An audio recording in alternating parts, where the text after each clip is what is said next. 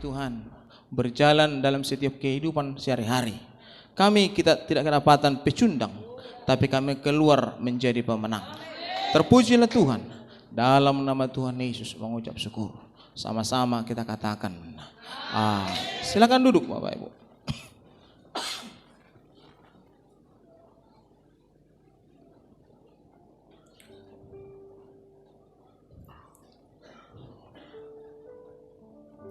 Baik Bapak Ibu, saudara seiman dalam nama Tuhan Yesus Kristus. Shalom. Apakah saudara diberkati Tuhan sampai hari ini? Yang diberkati Tuhan, lambaikan dong tangannya. Berikan tepuk tangan untuk Tuhan. Sampai hari ini Tuhan memberkati kita. Amin. Sekalipun kalau kita sadari perjalanan hidup yang kita lalui selama ini sungguhlah sangat sulit untuk dilalui. Amin. Bahkan sampai hari ini kita sudah boleh katakan beribadah dengan syarat protokol yang ada. Oleh karena itu dari pihak pemerintah kita berkata harusnya sebelum dibuka segala sesuatu, pertama-tama kita akan membuka dulu tempat peribadatan. Tempat peribadatan dulu dibuka, baru setelah itu nanti toko-toko dan mal dan seterusnya. Karena apa? Karena negara kita berataskan atas Tuhan, ketuhanan yang Maha Esa. Oleh karena itu Bapak Ibu saudara seiman dalam nama Tuhan Yesus Kristus, pemerintah menyampaikan kepada kita bahwa tidak ada lagi gereja yang tidak ibadah, kecuali ada tertentu yang sedang dalam pemeriksaan atau yang terkena dampak COVID itu. Tapi kalau keadaan gereja kita tidak terganggu, tidak ada lagi gereja yang tidak bisa beribadah. Semua gereja sudah bisa untuk dilaksanakan ibadah. Amin. Kalau saudara tidak beribadah, saudaralah sebenarnya yang malas dan saudaralah sebenarnya yang picik, karena sudah diberlakukan bahwa seluruh jemaat wajib beribadah sesuai dengan protokoler yang ada. Puji Tuhan. Hari ini saya akan ajak saudara membaca firman Tuhan yang boleh memberi kekuatan baru bagi kita jemaatnya Tuhan, yang tertulis di dalam 2 Petrus pasal 1 ayat yang ke-10 ke-7. 2 Petrus pasal 1 ayat yang ke-7. Baik Bapak Ibu, saudara seiman dalam nama Tuhan Yesus Kristus. Kalau sudah ketemu, mari kita perhatikan dengan fokus supaya kita bawa pulang firman ini, kita simpan di hidup kita laksanakan dalam kehidupan kita sehari-hari sehingga kita ditolong oleh Tuhan. 2 Petrus pasal 1 ayat yang ke-10. 1, 2, 3. Karena itu saudara-saudaraku, berusahalah sungguh-sungguh supaya panggilan dan pilihanmu makin teguh. Sebab jikalau kamu melakukannya, kamu tidak akan pernah tersandung. Yang setuju sama-sama kita katakan amin. Bapak Ibu saudara seiman dalam nama Tuhan Yesus Kristus, Alkitab berkata dengan jelas kepada kita, karena itu saudara-saudaraku, berusahalah sungguh-sungguh supaya panggilan dan pilihanmu makin teguh, makin kokoh.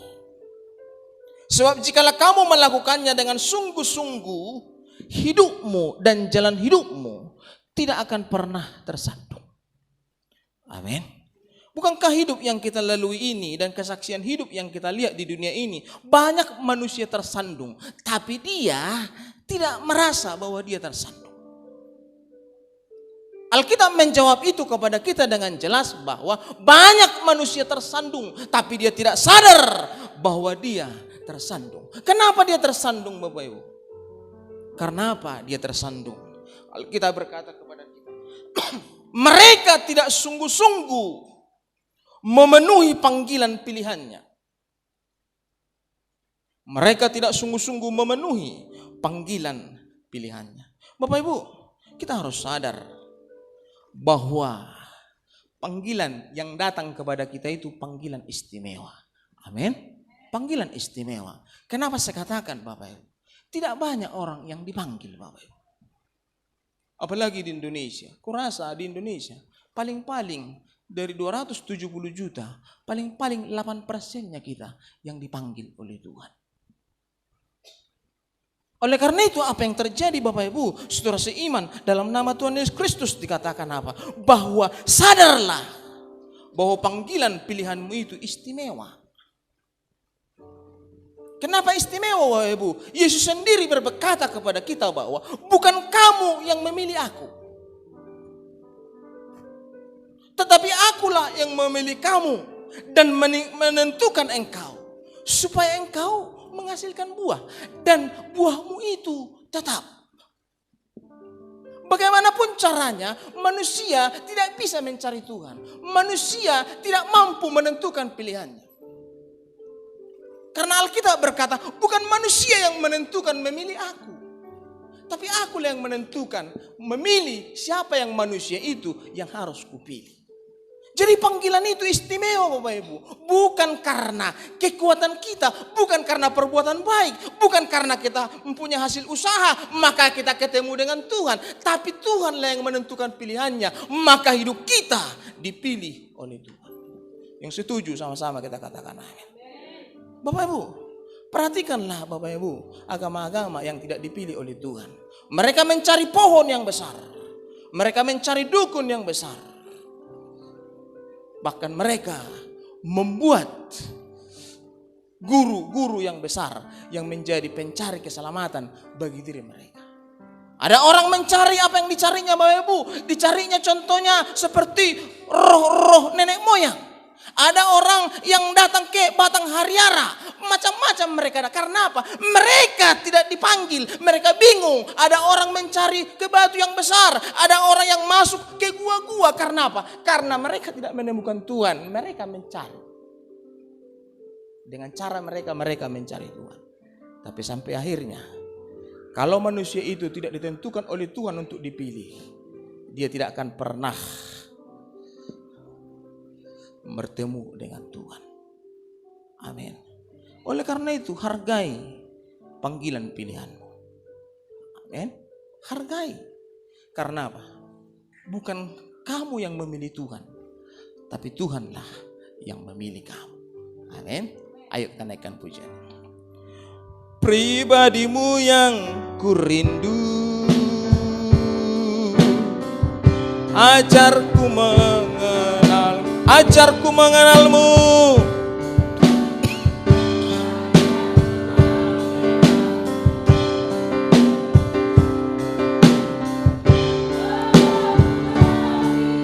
Mengenalmu.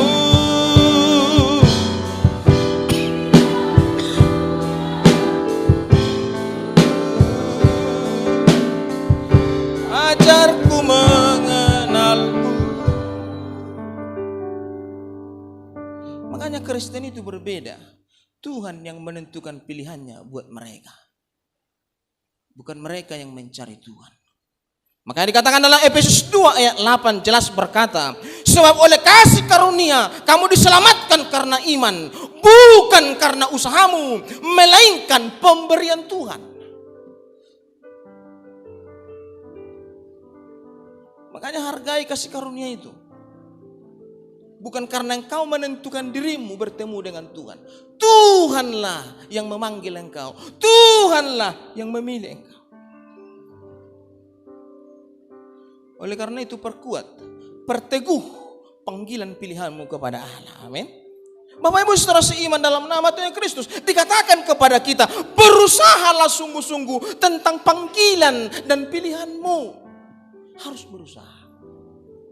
Ketika engkau sudah dipanggil, ketika engkau sudah dipilih, engkau harus berusaha melakukan, mengerjakan panggilan dan pilihanmu. Jangan sia-siakan, karena bukan untuk semua orang itu diberi. Itu diberikan orang-orang tertentu yang dipilih oleh Allah.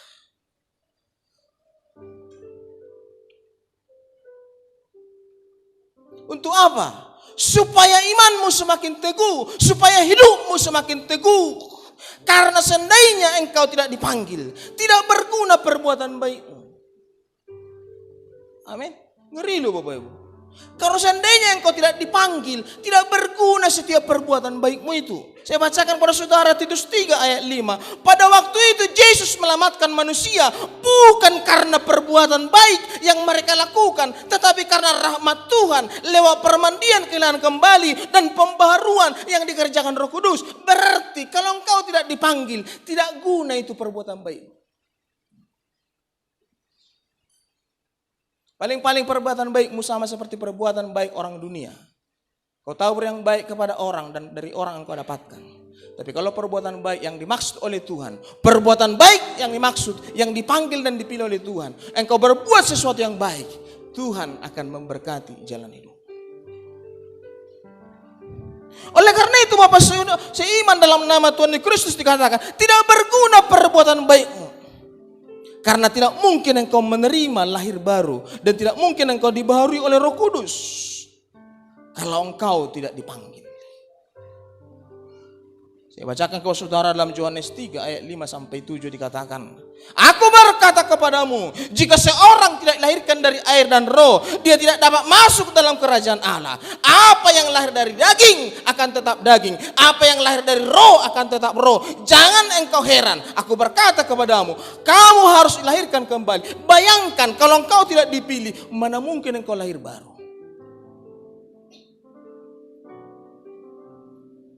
Banggalah menjadi orang Kristen. Amin. Tidak mungkin engkau manusia lahir baru kalau engkau tidak dipanggil dan dipilih. Sesungguhnya jika orang tidak dilahirkan dari air dan roh, kamu tidak dapat masuk dalam kerajaan Allah. Apa yang lahir dari daging akan tetap daging. Jangan heran, kamu harus dilahirkan kembali. Karena apa? Apa yang lahir dari hantu akan tetap hantu. Ngerti maksud saya? Kutipan ini saya kutip dari perkataan Rasul Paulus. Apa yang terjadi dengan Rasul Paulus? Semakin dia mencari agama, semakin sungguh-sungguh dia mencari agama lahiriah. Apa yang terjadi Bapak Ibu? Semakin berdarah dan berlumuran darah tangannya. Kalau kita lihat, bukankah dia bukan orang beragama? Sangat patuh dengan agamanya. Tapi perhatikan, semakin tekun dia mengikut hukum Taurat, apa yang terjadi? Semakin berdarah tangannya. Bukan ratusan, ribuan hamba-hamba Tuhan mati dibunuh oleh Rasul Paulus. Waktu itu dia apa?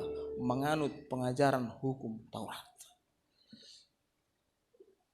Makanya Bapak Ibu, kalau agamamu bukan agama panggilan dan pilihan, semakin engkau beragama, apa yang terjadi? Semakin berdarah tanganmu. Makanya tidak heran, lihatlah orang-orang Kristen. Ketika dia tidak mengerti arti panggilan dan pilihannya, semakin dia beragama, semakin berdarah saudaranya dibuatnya. Semakin bermatian saudaranya dibuatnya. Semakin kesakitan saudaranya dibuatnya. Karena apa? Karena dia tidak mengerti apa itu panggilan dan pilihan. Sama seperti Rasul Paulus. Saya bacakan kepada saudara kutipan Rasul Paulus, Bapak Ibu. Inilah agama lahiriah, pengajarannya seperti alim, soko guru sepertinya. Kutipannya apa? Disunat hari ke-8, taat kepada hukum Taurat, dari golongan ahli Farisi. Saya bacakan kepada saudara. Disunat pada hari ke-8 dari bangsa Israel, suku Benjamin, orang Ibrani asli, tentang pendirian hukum Taurat, aku orang Farisi, tentang kegiatan, aku penganiaya jemaat. Perhatikan. Betapa banyaknya itu jabatan yang dipegang, tapi ujung-ujungnya apa? Tentang kegiatan, aku pembunuh jemaat. Dalam kan? Tentang kebenaran, aku menaati hukum Taurat. Aku tidak bercacat dalam hukum. Tetapi dahulu merupakan keuntungan bagiku, sekarang kuanggap sampah. Jadi sebenarnya, kalau kita tidak mengerti panggilan dan pilihan itu, tidak beda kita seperti agama lahiriah. Amin. Apakah engkau sudah mengerti panggilan dan pilihanmu? Mari katakan dulu kepada kiri dan kanan. Apakah engkau sudah mengerti panggilan dan pilihanmu? Katakan dulu, Eda. Karena apa? Walaupun engkau rajin ke gereja, kalau kau tidak mengerti panggilan dan pilihanmu, jiranmu itu pasti berdarah kau bikin. Pasti itu. berdarah. Lihat Rasul Paulus. Kurang apa itu Rasul Paulus? Soko guru, orang Farisi, ahli Taurat, sunat. Apa yang tidak dikerjakan? Tapi karena agamanya agama lahiriah, apa yang terjadi? Di tengah-tengah agamanya itu yang semakin memuncak, apa yang terjadi? Semakin memuncak pengetahuan agamanya, semakin berdarah saudaranya di bawahnya. Amin. Sebelum kita lanjut, naikkan pujian ini sekali. Ajarku mengenalmu, amin. Ajar mengenalmu,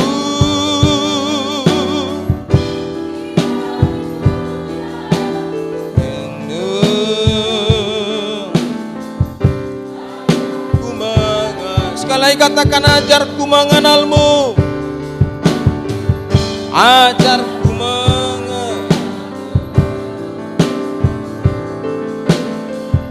ajar mengenalmu, oh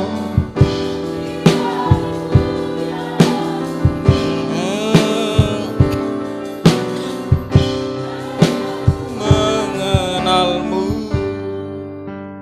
Bapak Ibu saudara tahu, banyak orang tidak peduli dengan panggilan pilihannya.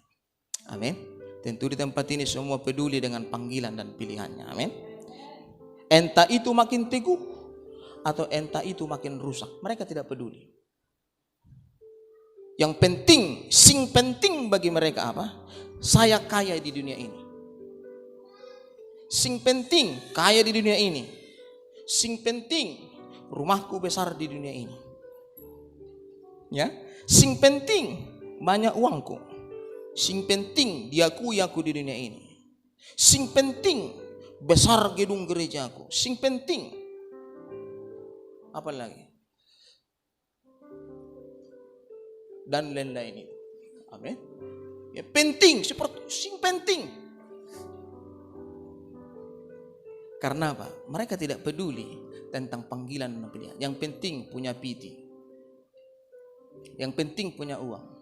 Yang penting cantik. Yang penting ganteng.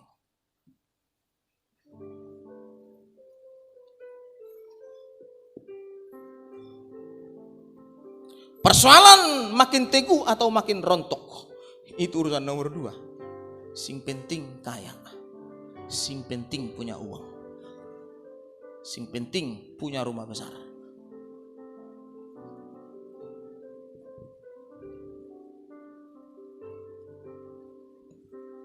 Padahal engkau tidak sadar akan tiba waktunya kemah tubuhmu akan dibongkar. Amin. Ada orang merasa, aku cantiknya aku sampai mati katanya. Kau tidak sadar, mata kau besok mati langsung, kemahmu dibongkar. Amin. Ada kayak gitu, seolah-olah dunianya dunia ini. Tidak perlu ibadah, nggak perlu pelayanan, tidak perlu apa, karena apa? Dia tidak sadar bahwa dia akan mati, Bapak. Amin. Perhatikan ini. Padahal tidak sadar kemah tubuhnya segera dibongkar. Dalam 2 Petrus 1 ayat 14 dikatakan, sebab aku tahu akan segera menanggalkan kemah tubuh ini sebagaimana yang telah diberitahukan oleh Tuhan Yesus kita kepada kita. Lalu dikatakan dalam 2 Korintus 2 ayat 5 dikatakan, sebab aku tahu bahwa aku akan segera menanggalkan kemah tubuh ini sebab yang diberitahukan kepadaku oleh Yesus Kristus. Jadi ngeri Bapak Ibu. Kalau saya mati ini ngeri Bapak Ibu. Dalam 2 Korintus 5 ayat 1. Karena kami tahu jika kemah tempat kediaman di bumi ini dibongkar. Maksudnya rumahnya dibongkar. Tubuhnya dibongkar. Allah menyediakan suatu tempat kediaman di surga bagi kita. Suatu kediaman yang kekal. Yang tidak dibuat oleh tangan. Bayangkan Bapak Ibu. Kalau kemahmu itu dibongkar. Engkau hidup picik dan tidak sadar akan hidupmu. Mungkin kau ke rumah yang disediakan itu. Kalau asik hidupmu duniawi, glamor, duniawi, apalagi trendy, dan selanjutnya itu, apapun namanya itu, kurang pandai Pak Pendeta mengatakan trendy, glamor dan lain-lain itu. Karena Pak Pendeta belum pernah jadi bintang film. Jadi istilah-istilah seperti itu Pak Pendeta tidak tahu. Tapi kalau asik engkau dengan hal-hal itu, sadarkah engkau bahwa kemah tubuhmu itu akan dibongkar? Suatu waktu akan tiba waktunya, kemahmu itu akan dibongkar. Makanya jangan picik. Harus hidup kudus, harus hidup benar. Jaga kekudusan, jaga pelayanan, sungguh-sungguh beribadah, sungguh-sungguh berdoa. Karena apa? Kemah tubuhmu itu akan dibongkar. Ada kira-kira yang kekal hidup tidak mati-mati, angkat tangan dulu. Supaya ku lihat dulu dia. Supaya ku bawa ke rumahnya ikan mas nanti. Tidak mati-mati dia. Terus. Kekal hidupnya di dunia ini. Karena kami tahu jika kemah tempat kediaman di bumi ini dibongkar, Allah menyediakan suatu tempat kediaman di sorga bagi kita. Suatu kediaman yang tidak dibuat oleh tangan manusia. Maksudnya mungkinkah engkau dapatkan itu kalau engkau glamor?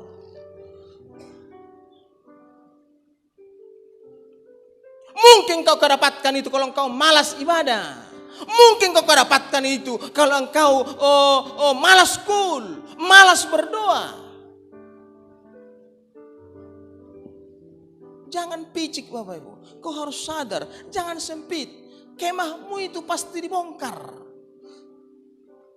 Setuju tidak setuju, mau tidak mau, kemahmu itu pasti dibongkar. Maka bertobatlah, amin. Bertobatlah.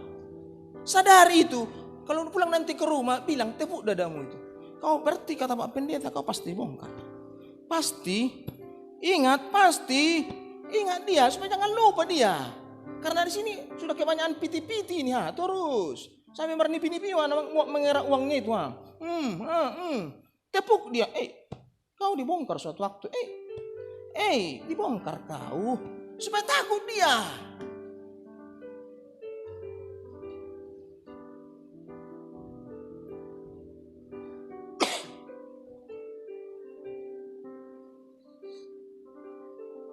Jika engkau tidak menghiraukan panggilan itu apa?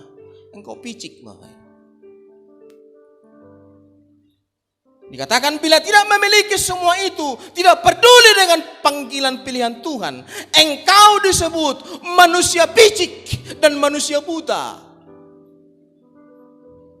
Saya bacakan kepada saudara dalam 2 Petrus pasal 1 ayat 9. Tapi barang siapa tidak memiliki semua itu, dia menjadikan matanya buta dan picik karena dia lupa bahwa dosa-dosanya dahulu sudah dihapuskan. Maksudnya terjadi pembatalan.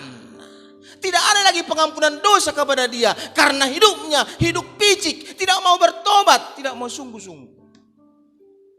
Sehingga dibatalkan itu pengampunan.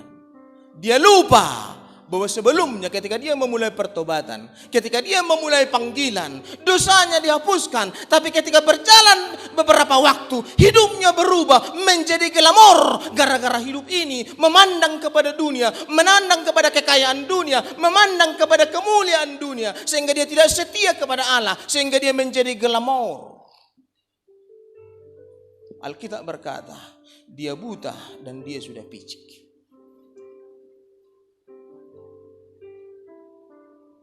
Amin. Engkau harus sadar. Sampai mati engkau enggak habis pekerjaan. Amin. Amin. Sampai mati kamu enggak habis itu pekerjaanmu itu. Enggak habis kegiatanmu itu. Makanya jaga dirimu supaya engkau setia. Amin. Jangan kau buta.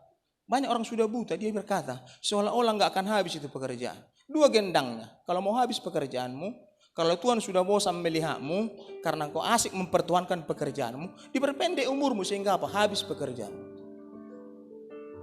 Habis. Tidak bisa menghitung Bapak, menghitung uang 1.000.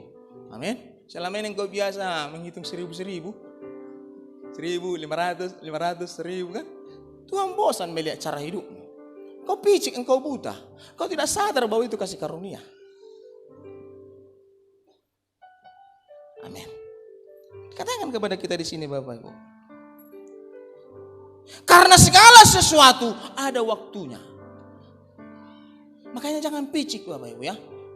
Jangan picik, segala sesuatu ada waktunya. Saya bacakan saudara dalam Pengkhotbah 3:4-6. Ada waktu untuk menangis, ada waktu untuk tertawa, ada waktu untuk meratap, ada waktu untuk menari, ada waktu untuk membuang batu, ada waktu mengumpulkan batu, ada waktu untuk memeluk, ada waktu juga menarik diri dari memeluk, ada waktu mencari, ada waktu membiarkan rugi, ada waktu untuk menyimpan, dan ada waktu juga untuk membuang. Segala sesuatu ada waktu. Bagaimana kalau kau buat semua waktumu itu jualan?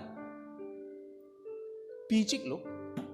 Bagaimana kalau waktumu semua waktumu kau bikin hitungan? Buta loh. Segala sesuatu ada waktu. Ada waktu membuang, amin. Makanya banyak juga orang Kristen buta, Bapak. Dia tidak mau rugi sama sekali, amin. Padahal kita berkata memang ada waktunya kita membuang. Membuang daripada kerugian. Tidak selalu harus untung, Bapak. Makanya kerakusan itu muncul karena apa? Ketika dia sampai menderita karena dia membuang. Padahal kita berkata ada waktu-waktu tertentu untuk membuang. Ada waktu tertentu untuk menyimpan. Ada waktu tertentu untuk menangis. Ada waktu untuk menari. Bagaimana kalau waktumu itu kamu buat semua cari uang? Ngeri loh. Aku kalau ku amatin, ku bayangkan kira-kira bagaimana Tuhan memandang kalau segala waktu kita buat hanya cari piti. Makanya Alkitab berkata kepada kita picik, picik dan buta.